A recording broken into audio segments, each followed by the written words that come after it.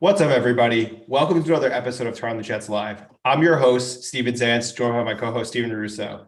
The Jets are 5-2, baby. That's all that matters today to me. I don't care about anything else. Steven, how you feeling, man? How's it going? Feels good to be 5-2. I mean, listen, you ask yourself, at what cost? Obviously, the Brees and AVT injuries, they take the wind out of your sails a little bit, but you got to feel good after 7 weeks. And we were just talking before the show. If anyone told you that after 7 weeks the Jets would be 5-2 and tied with the Chiefs and better than Tom Brady and the Bucks, would you have believed them? Like, what would you have thought?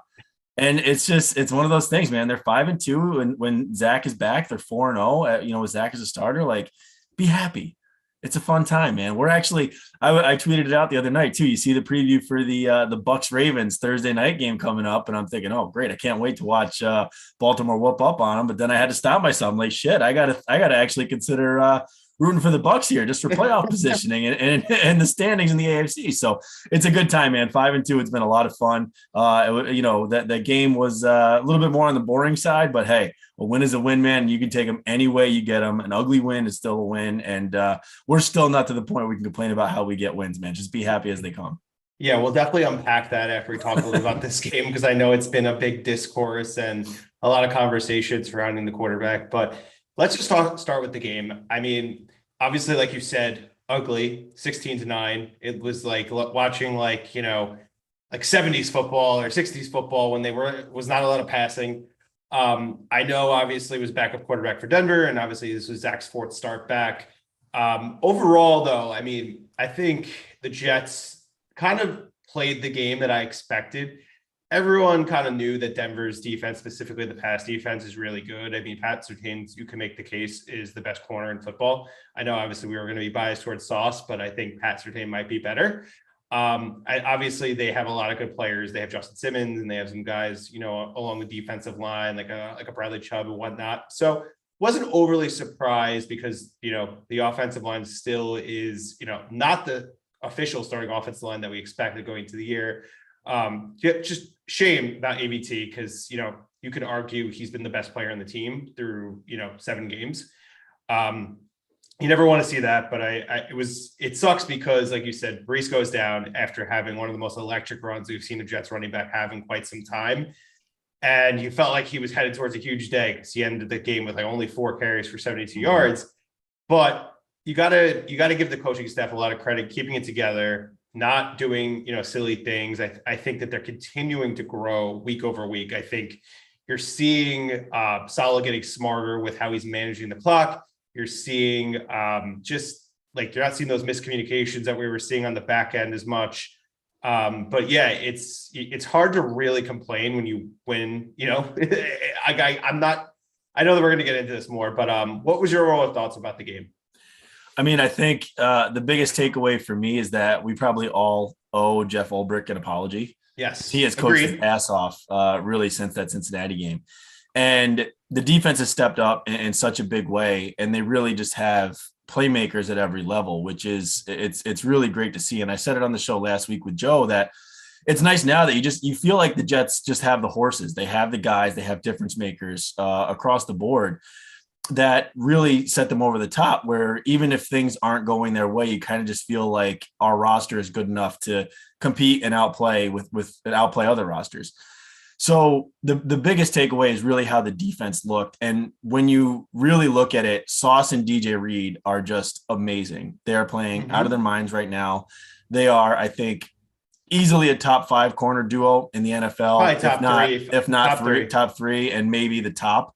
But then what's really nice is that the entire secondary is rounding out very nicely, where all the bashing we did of LaMarcus Joyner, how Jordan Whitehead kind of looked in the early part of the season after he got dinged up a little bit in week 1 was concerning, to say the least, but they've really bounced back nicely. And LaMarcus Joyner's kind of turned into a nice little ball hawk. He's making plays on the ball. And Jordan Whitehead is making a lot of plays too. And it just seems like, whereas in years past, there were a lot of easy yards given up on the Jets defense where, last year we were complaining, I mean, guys were running open by 10, 15 yards. It seemed like no one was in the area. And this year that just isn't the case. And you just feel confident with the guys that they have on this defense that they're going to make plays. And it just feels like a good balance of of playmakers really at every level, where you feel confident in the defensive line. You feel really confident now that they're all healthy again. CJ Mosley, Quan Alexander, who has been nothing short of fantastic in his tenure with the Jets. Quincy Williams bouncing back from what looked like a really serious injury very quickly. And then the back end, like I just talked about. And it's so the story to me was really the defense, holding Denver to 9 points, albeit behind a backup quarterback. But we saw Brett Rippon 2 years ago, beat us and put up 37, I think. So just good to feel really good about that defense and how they performed to gut out a tough win in a hostile environment. Yeah, it's never an easy place to win any games. The altitude is obviously a big factor, crazy fan base. I mean, look, the Jets have won in Green Bay, they've won in Pittsburgh, and they've won in Denver. And honestly, Cleveland's a tough place to play too. Is historically they haven't been the best franchise, but like it's a passionate fan base who shows out and everything. Undefeated on the road. I never would have thought, we're sitting here on October 25th, 2022, that this team would be undefeated on the road at this point. Like that's just no way. You're lying to yourself. You said that, yeah. But the defense is a legit top 5 unit. I don't know if they're the number 1 defense. I think Denver's actually really good as well. And I know there's some good defenses around the league, but this defense is serious. I mean, they rank well, just from a statistical standpoint, like all the analytics back up is like a really strong unit. I think in DVOA, they're like, I want to say like 12th or something like that. Maybe it could even be higher. I don't know. I have to check that, but you gotta like it, especially because they only had 1 sack. Carl Lawson obviously had that nice play, but they were always getting home. That was the thing. They always made Rippon's life uncomfortable, specifically Quentin Williams, who he got to him and then it forced that Lamarcus Joyner interception, who seems like he's ever since week 1 when he just got cooked, he's been getting interception all the time, which is awesome to see. Yep. But yeah, man, it's that defense is great. But I do want to shift the attention to the offense. I know Brees going down was tough and they weren't getting as effective of a run game as we had seen because Brees is obviously by far the best running back on the roster.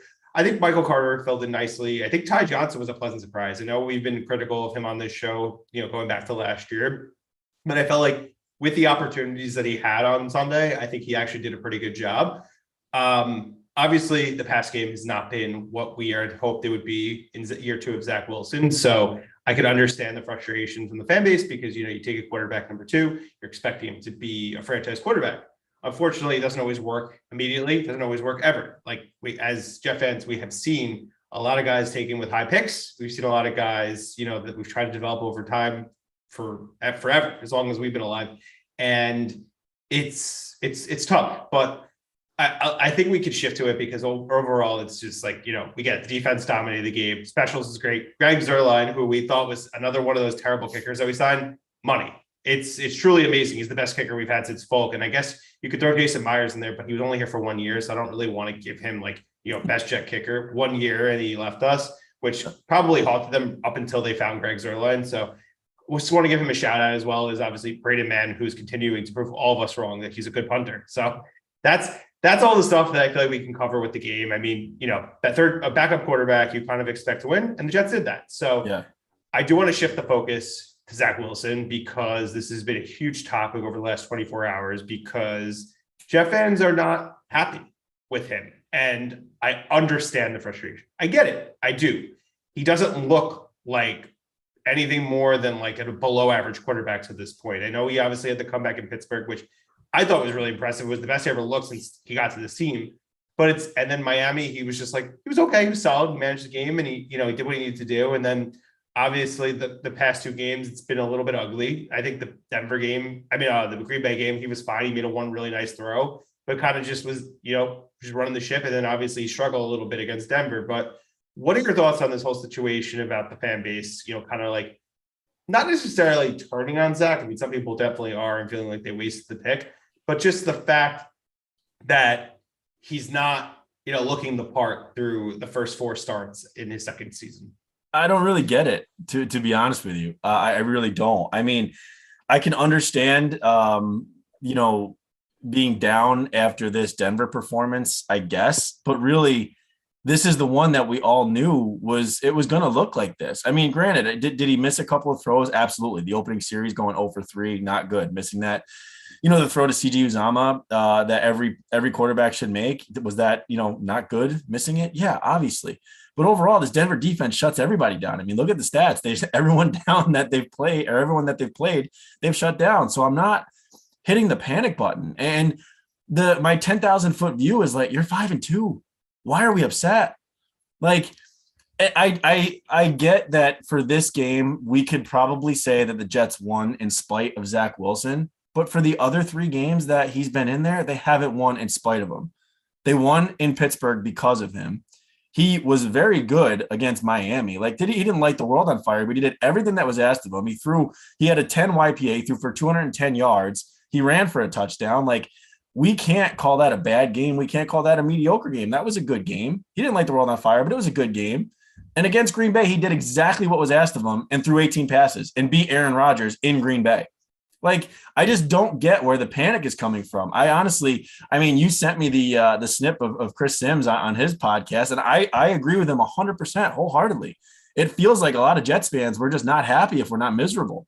Like, I don't understand. We're 5-2. Be happy. Like, if it continues to look like this, then yeah, is that time to panic? Absolutely.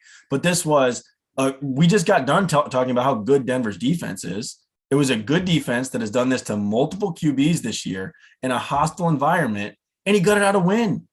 And he did, like, yeah, some were bad, but he made some throws and he escaped the pocket. I mean, that was like, the offensive line did not play well. Dwayne Brown, this was his worst game as a Jet, no question. Laken Tomlinson literally looked not awake on that one play. It was unreal. And he's got guys in his face and he's dodging everybody and throwing the ball away. Like, give him some credit.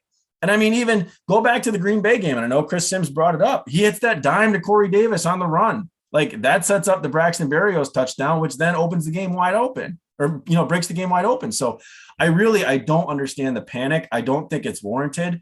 I'm a believer in Zach Wilson. I'm not an apologist. I'll call it like I see it and be objective. I can do that.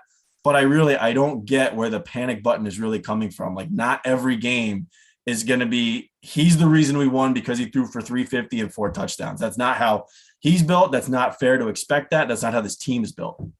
Yeah, that's all well said. So I agree with a lot of the sentiment and a lot of the stuff that Chris had said, but I do want to say this, and I have a little bit I want to go into on this. Kind of the way I felt about Saleh after the Ravens game. It's like, he stinks until he doesn't, because, like, you got to prove yourself before we start giving you the benefit of the doubt. I completely feel a lot different about Saleh than I did, a month and a half ago. So I feel like that with Zach. He kind of stinks until he doesn't, until he proves himself. However, I want to say this. He's 4-0 as a starter. And I know everyone's like, QB wins is the most overrated thing in the world, which, yeah, a little bit. I get that. He hasn't turned the ball over in 3 straight games. I think that is a huge improvement from what he was doing as a rookie. And it kind of continues from what he was doing, the back half of last year when he returned from injury. He's also, like you said, escaping the pocket. Do you guys really want to watch Joe Flacco just be a complete statue and throw for 300 yards and we lose and score 9 points? They don't win that game with Joe Flacco at quarterback. No, absolutely not. He's no except bone and throw. He gets sacked probably like 5 times. I get it. Zach had that one play that probably got away with where he moved out of the pocket and essentially like threw it away, but it probably was a fumble and he wasn't down by contact. They got away with one. The refs are terrible. They were awful that whole game. He had ticky-tack calls. I mean, they had that huge one. I set up the final field goal because of Berrios being held, and Zach obviously overshot him high. But then when you see the replay, there's nothing really he could do because Berrios was held. But can we just enjoy this? Like, guys, I had to watch Luke Falk play quarterback for the Jets and score 0 points on offense. Like, he did nothing. Like, Zach Wilson has not been good, but he's also not losing them games. Mm-hmm. When he starts single-handedly losing games because he's throwing pick sixes and fumbling the ball, then you can obviously have this conversation about, we got to consider other options going down the road. He's got 10 games left in the season. He's started 17. 17 is 1 full season as a starter. 1 full season. Do you know how many guys were bad in their first season and sometimes first 2 seasons? I can go back to guys like Troy Aikman, Peyton Manning, Josh Allen, who I know everyone's like, don't compare Zach Wilson to Josh Allen as a huge outlier. Why not? there's a lot of similarities in the athleticism. I know Josh is bigger and stronger. I totally get that. I'm not trying to like compare the two. He wasn't any good as a rookie. And his second year, he did score some touchdowns a lot because he was running a lot. He still wasn't very good. They had a good defense. They leaned on that. That's what the Jets are doing. Why can't Zach Wilson win games? They're probably not winning 4 straight if Joe Flacco is the quarterback. I don't care what you say. They're not, because he was not good. And Zach is not limiting the mistakes. I think that they're coaching him to be more conservative. They're coaching him to protect the ball. So say what you want. He hasn't been good, but they're not losing. So stop complaining. Chris is right. Like, Jeff fans have a disease. Like, I don't want to like rip the fan base, but it's like, shut up. It's like, I'm just tired of it. Like, they're winning. I'm so happy. Like, be upset about Brees. Be upset about ABT. Don't be upset about the quarterback if he's not losing the game for you, which he's not. Oh, yes. I need to get that off my chest because I've been so frustrated. It's good. And I get it. I understand it all, but stop it. It's stupid. And you could be mad about Elijah Moore, which I would like to go into right now. Steven, what's going on with this guy? You know, like, I've learned over my 37 years that I can't get so attached to players. Like, it's a business. I mean, you look at the roster turnover year over year, and not to digress too much, but like, even looking back, like you said, okay, Brett Rippon beat us in 2020. Right. But you look back at that roster and like how there was like two starters on that team that played against Brett Rippon. Right. So the roster turns over. I mean, that's how it is. So bottom line is I try to get attached to players, but I really like Elijah Moore. I like him a lot as a player. I was excited as hell when we drafted him in the second round, and then after his rookie season, knowing what he was capable of. And I was a big believer that he would have a big year this year. I think I knew the Jets were going to be run heavy. I didn't know they were going to be this run heavy, but shit, it's working. So my thoughts on Elijah are, I like you as a player. I think you have fantastic potential. The timing of requesting a trade because you're not getting the targets that you think you deserve when really you haven't done anything in this league yet is just so far off base and so ill-advised and just childish and immature. And it really rubs me the wrong way. And I know that it has to rub Salah the wrong way as well.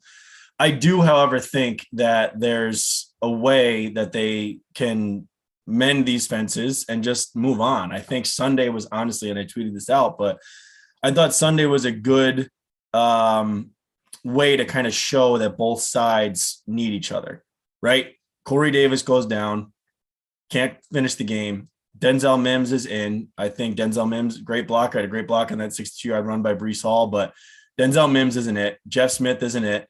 Berrios, great gadget player, good slot receiver, can fill in gaps, but he's not the difference maker that Elijah Moore is. I think this showed that Elijah Moore needs the Jets and the Jets offense needs Elijah Moore. So let's just hope they can mend these fences and kind of move on. That was obviously before these really cryptic, weird ass tweets that he was sending out today, which kind of just doubled down on the fact that maybe he just is immature and doesn't get it, which concerns me, obviously. But I do still think they can move forward. I think I believe Salah when he says that this team and these his teammates care about him, and they're not going to alienate him and that we can press forward. I really hope that is the case because I think that Elijah has a bright future here and I think he's a hell of a player.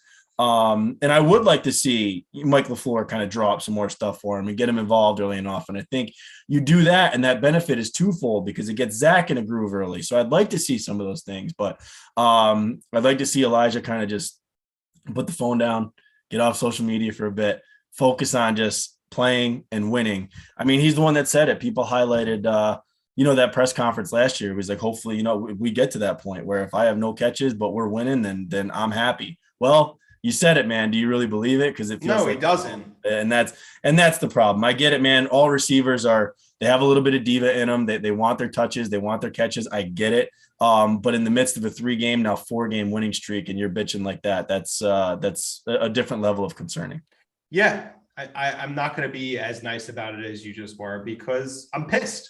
I was pissed last week. Still pissed about it because it's continuing. I was hoping everything would kind of just blow over after the Denver game, especially because they won.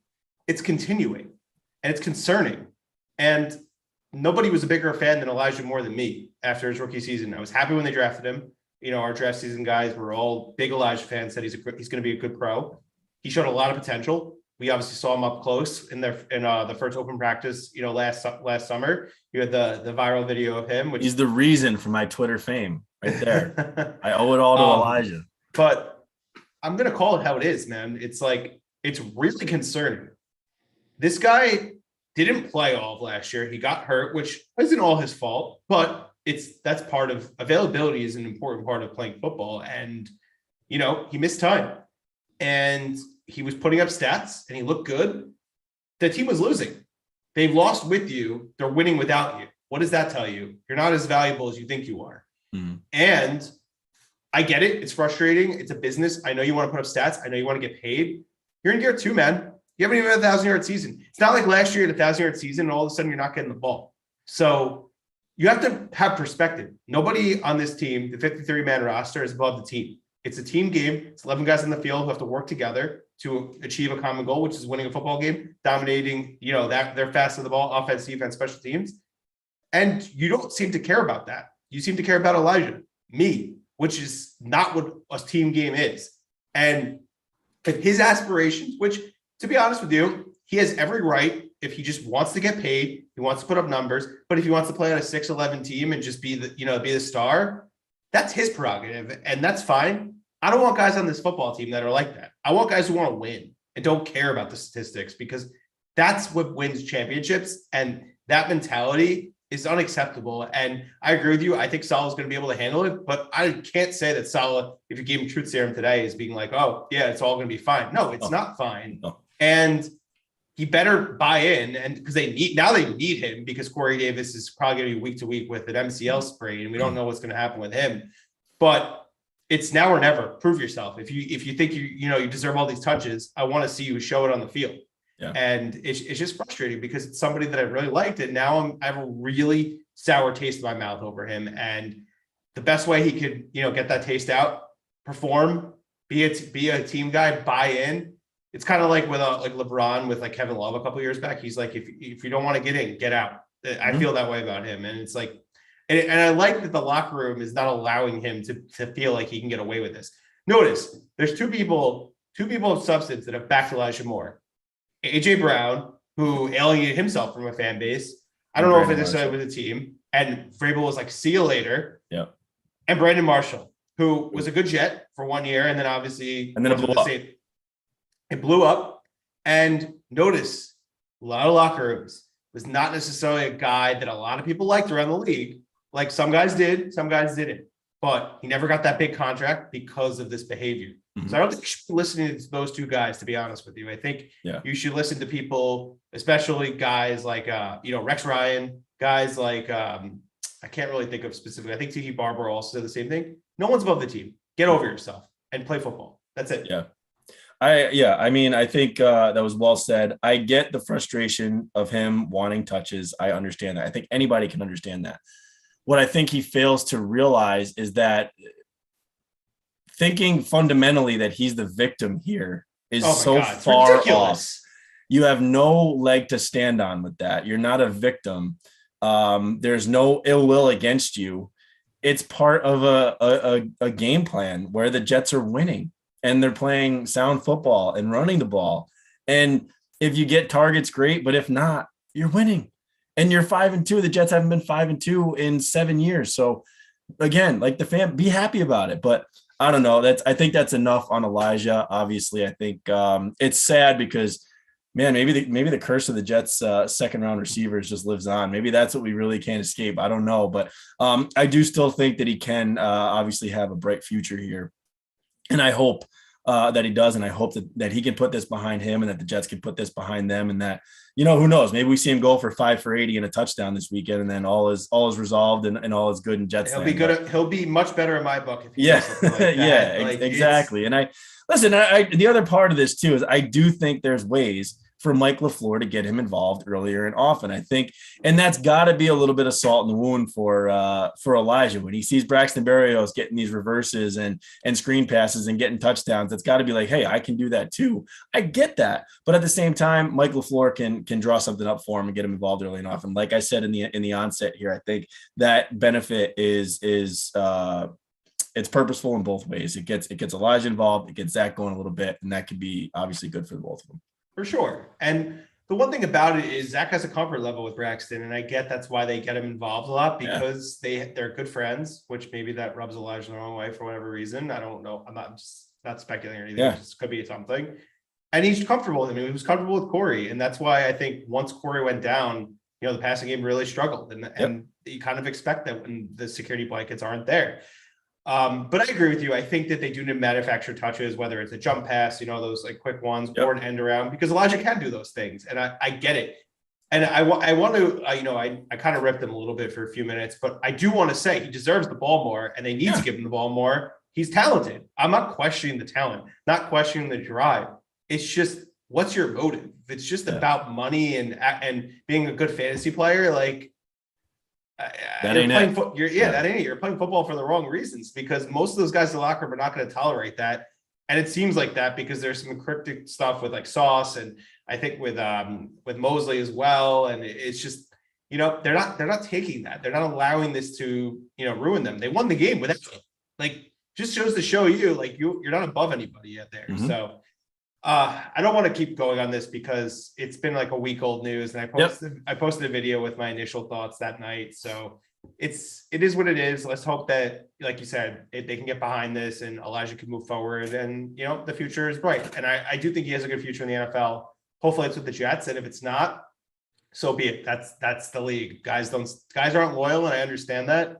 But right now he's under contract, and if he's not abiding by his contract, they don't have to pay him. They can do contract detrimentals to the team. So let's move away from that. It's kind of a negative, but also a positive, because it's the issue's been addressed. Obviously, Breece Hall going down, like we mentioned at the top of the show, was gut punching. Everyone's sick because this is like one of the most fun players to come out of the draft for the Jets in so long. Like, probably the most talented running back they've had since Curtis Martin, which is like high praise, because Curtis is one of the 5 best running backs of all time statistically, like from a yards perspective.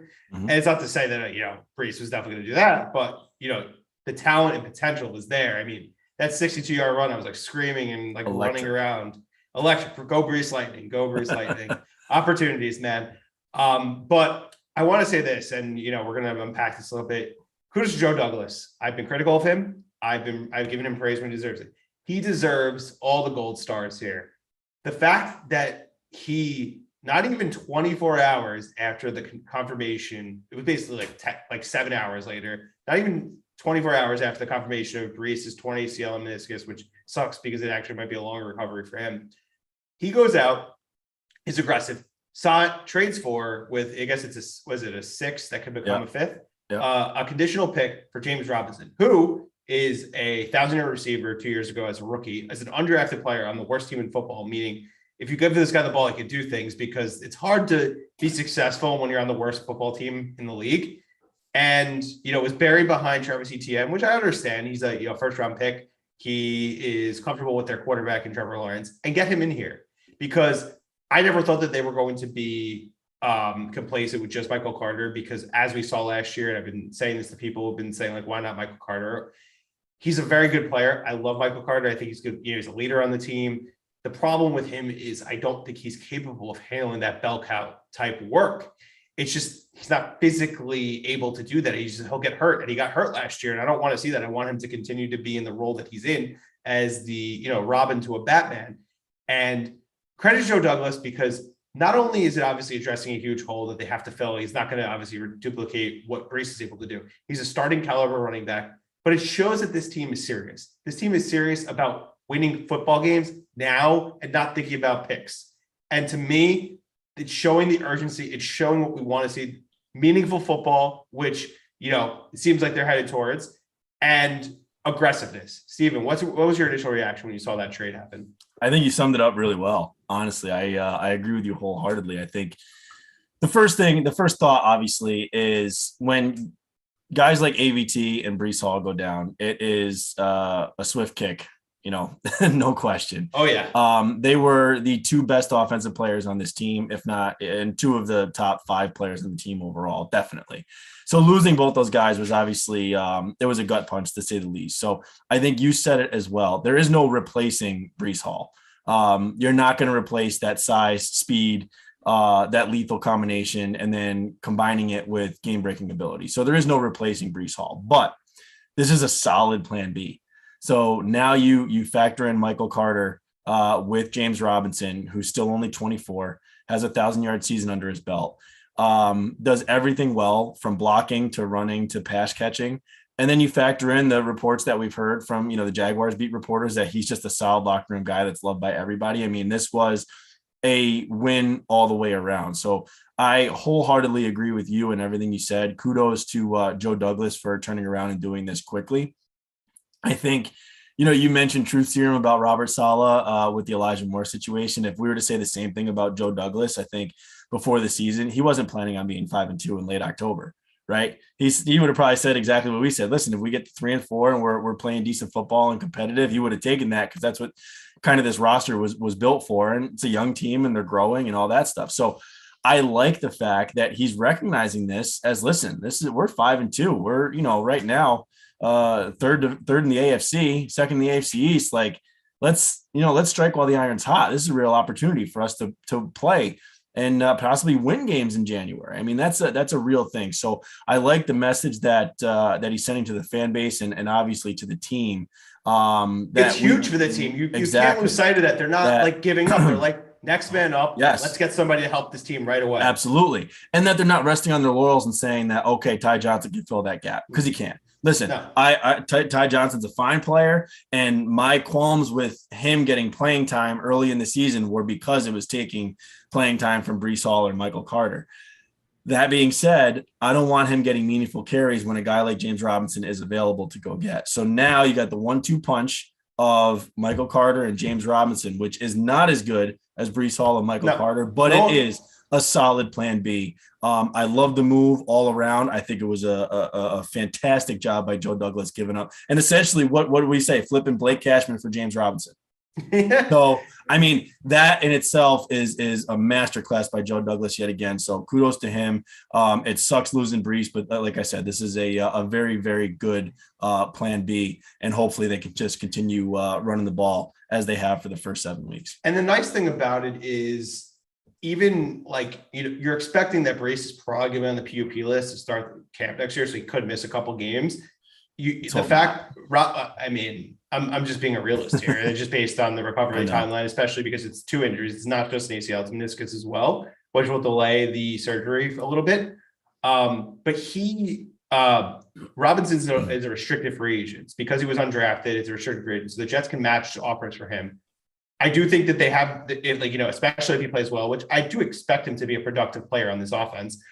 They could bring him back and it could be a 3-headed monster, which is like literally like porn for Michael LaFleur. He wants to have horses of backs to be using across the board, and it allows them to take it easy with Breece, ease him back in, and you have a guy that can carry the bulk of the bell cow role, and still have MC being the scat back who is helpful on third down, who is, good in doses, and not have to rely on him to be, the guy. So it's a home run. It really is. Like, it's a better trade than what the Niners did for McCaffrey. McCaffrey's 100%. A better player, but you're giving up a lot of assets for a guy who, number one, has been injury prone. Yes. Number two is, it's a running back. I know he's kind of like a running back receiver because you can use him in so many ways. So it makes sense, but how could you tell me that it's not a better value deal for what you're doing? Because they're both run heavy teams, and the Jets gave up a fraction of what the Niners gave up. And it's not like to say James Robinson's better, but he could be 1,000-yard back. He's proven it. So it's really good stuff. And I was super excited because I didn't think it would happen so quickly. I actually thought they would ride this week out as is to see how it looks, which, to be honest with you, I don't necessarily. But I can understand the logic to being like, if Michael Carter shows he can do it, they're gonna roll with it. And then obviously, if it's not working out the way that they're hoping, and they feel like the run game is limited, then go out and get somebody before the deadline next week, who I thought Kareem Hunt was a realistic possibility. D'Ernest Johnson also from Cleveland, or Cam Akers. I love it. It just gets you excited because this team is like, no, we're not going to let this hurt us. We're going to continue that next man up mentality. Yeah. So, and they're pushing their chips to the middle. It's a great message by Joe Douglas. I love it. Capitalize on it. Strike while you can. Listen, I'm not saying the Jets will go on to be in the Super Bowl. I'm not. No, nobody no take one's it like saying that. But I equate it back to, like, I'm a Mets fan. I've said that before. I'm not a diehard Mets fan, but I'm a Mets fan. And when they're good, I'm obviously a bigger Mets fan. But 2015, the Mets make the World Series and they end up losing to Kansas City, but they had this dynamic pitching rotation, right? You got DeGrom and Thor and Matt Harvey. And you're like, listen, there's no way that they're going to make it back. Like, there's no way they're not going to make it back. Nothing's right? guaranteed. Nothing is guaranteed. So the point is that you strike while the iron's hot. You always have to. So if you get a chance, nothing's next year, the injury, you could be riddled with them, like all that stuff. So nothing's guaranteed. You strike when you can. I'll say the same thing about the Jets in 2015. Like, was that the best team? No, but look who ended up winning it.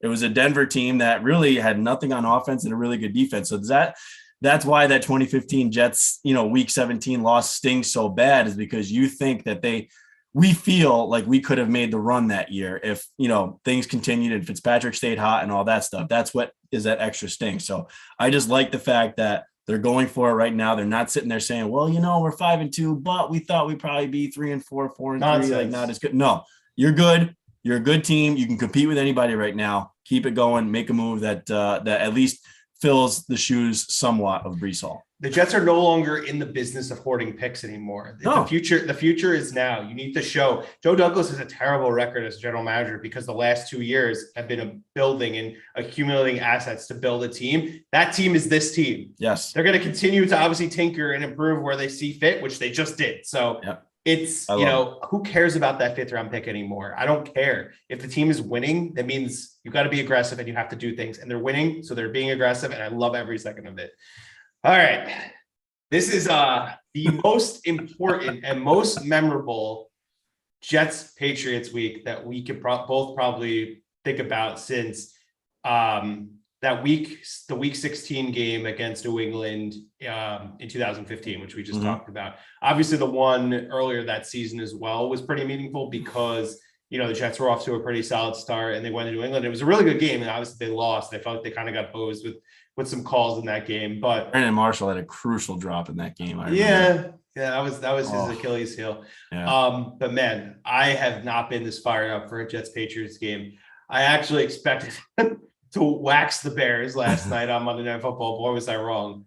But it doesn't need to be said what this game means to this team. And if they need any more motivation, which I don't think they do, because they're a team that feels disrespected by, the national media, just show them that box score. Just put those highlights on of that game that was in Foxborough last year, the last time that these teams met, when they were running up the scores, putting up 50 points on Robert Saleh's defense. This team is going to be so amped up because a lot of these guys were here last year. Not all of them, but a lot of them, a lot of the key pieces. And to me, I want to inflict every amount of pain on that team. I don't want anything bad to happen to them, but I just want everything. Do not miss any tackles. Do not let them let up ever. This game is so important, and I'm obviously considering going because I feel like it's going to be a madhouse in LA. I actually think there aren't going to be nearly as many Patriot fans as there usually is because Jet fans are not going to allow that to happen on the secondary market. What are your thoughts, man? I'm so excited for this game. Yeah, I mean, I feel as good going into a New England game, as I have probably ever, maybe since the late 90s, which is I'm cautiously nervous about it at the same time. Yeah, I don't like it. It's a surreal feeling. I have no idea why I'm feeling this way, but listen, I mean, watching that Patriots game last night, it was really the first time I actually got to watch them, and I think probably like most Jets fans, you kind of have that secret / internal panic when Bailey Zappi comes in and leads them to holy shit, did they really just find another guy? Is this gonna really happen? But then, the game keeps going, and the Bears of all teams just run the rock on them and just murder them to the tune of 33-14 in Foxborough, which is just insane. So seeing the Bears rush for over 200 yards makes me feel a lot better about this game. And you and I were talking before the show. I mean, Bill Belichick will always scare me. He's that good of a coach. with or without Brady, he's still a good coach. We can have that argument another time. No, But he is. he still scares me. But honestly, man, no one on that Patriots roster really scares me that much. Judon does a little bit. But even that, like, he's the one guy. But I still feel confident. And it goes back to the conversation we had earlier in the show we had last week, where I just feel like the Jets have the players right now. And it's honestly knowing that the Bears can run for over 200, that really tees up nicely for this Jets offense. I think that it's going to be, like you said, it's going to be a madhouse. MetLife is going to be rocking. This is going to be like home opener 2009 type. And also that game against the Bengals winning your game when they won 38-0, like that level. This is going to be, I mean, the Jets need this game. There's every piece of bulletin board material you could ask for. The Patriots are reeling, whether it's Mac or Bailey Zappi. Neither of them scare me. The receivers don't scare me. Like, the Jets need this one. If they are a real team, you come out and you win this game and you stomp on the Patriots' throats and you put the nail in Bill Belichick's coffin. I mean, don't let them come in here and push us around. You need to win this game and win this game convincingly. I've said it a million times on this show already since the Jets have been on this win streak. I can't complain about any win, but man, they need this one. They need to be a double-digit win. Yeah, I agree with you 100%. And I feel like every Jets fan feels this way because this team has tormented us for years and years. This coach has just made our lives miserable. He doesn't respect us as a franchise. It's time. It's literally time to put all that to bed. It is. I can't say it enough. All I want to do is just inflict so much pain on that franchise. They have made me miserable 2 Sundays a year for the last 15 to 20 years, depending on like if you want to include all the Brady years and everything like that when he was out. But man, I look at it. To me, it's simple. This is what it is. Belichick obviously is the one thing that scares you because he's the greatest coach ever. This is how you beat the Patriots. And it's you obviously run the ball like the Bears did, but to stop them on offense, it's 2 things: stop the run because they can run the ball, which the Bears did a great job of, and don't get beat over the middle. Don't let Hunter Henry beat you. Don't let Jonnu Smith beat you. Don't let any of their slot receivers beat you in the middle of the field, which has been a little bit of an issue over the Jets' past defense. Devontae Parker not getting separation on Sauce Gardner. Jacoby Myers going to have a problem with DJ Reed. And whoever they're going to put in the slot's not going to have an easy job against Michael Carter II. It's that simple. You do that, you're winning this game. The Jets have more talent. They have a better defense. And they have a better offense, even if the quarterback has been limited. And also for Zach Wilson, this is the game to show up, man. If you're not going to show up in this game and you're not going to be amped up, this team embarrassed you in your home debut last year. Remember those 4 interceptions? Remember them tweeting Mr. INT, I think it was for JC Jackson or whoever it was. Just remember all of that when you're going into the huddle on Sunday and coming out of that tunnel. I don't know what else to say. That's all you need to remember. This team embarrassed you guys twice, beat them, and you're a real football team. You lose this game, people are going to start doubting you because of how the Patriots have looked. And when you think about it, who have the Patriots beaten? They beat the Lions, stink. They beat the Steelers, stink. But honestly, have been playing better than actually people think. And then they beat Cleveland, also stinks, who I think when the Jets played them, they didn't stink as much as they do now. So they haven't beaten anybody. So if you're going to go down the road of the Jets played nobody, they beat nobody, I disagree. They went to Green Bay and they shut down Aaron Rodgers. I don't care, if they're not as good as they've been. That is one of the hardest places to play in the NFL. Same thing with Pittsburgh, even if it was Kenny Pickett and Mitch. I mean, the Steelers should have beat the Dolphins. They had a chance. They dropped a lot of interceptions. Multiple chances. Yeah. Tua was like, okay, I know it was his first game back and he was okay, but they had chances to win that game. They threw it away. So I know the Dolphins fans saying, oh, those games don't count. Bullshit. They count. Yeah, I mean, I think this game comes down to a couple things. I think if the Jets can sustain a running game minus Breece Hall with the addition of James Robinson, obviously, I think agreed. That's a big thing. I also think it will come down to Zach Wilson and how this makeshift whatever offensive line holds up against Belichick and what he's going to dial up, because there's no question he's going to throw some blitzes at Zach and hope to force him into some mistakes. So if Zach and that offensive line can at least handle it and keep their heads above water, there's no question in my mind that the Jets should win this game. But if Zach gets into trouble and tries to escape and make some dumb boneheaded turnovers that lead to points, then the Jets are going to be in hot water, and I don't feel as confident. But I do feel like just really I think the Jets have the players to do this. I They think have the the Jets are a horses. better roster than New England. They have Patriot the fans will players. tell you the same thing. They know. And really, so if the Jets don't beat themselves, I think there's no question in my mind that the Jets defense can, if they can stop Aaron Rodgers, you can stop Bailey Zappi or Mac Jones in your own building. There's no question about that. So if we get in a dogfight, so be it. If it's an ugly game, I'll take it. Just get out with a W. But I think this is a game that the Jets make a statement.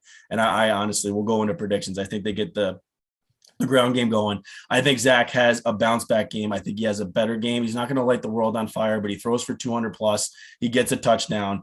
I think the Jets continue with this running game and they continue getting Michael Carter and James Robinson going. I think the Jets handily win this. I think it's going to be something like 28-13.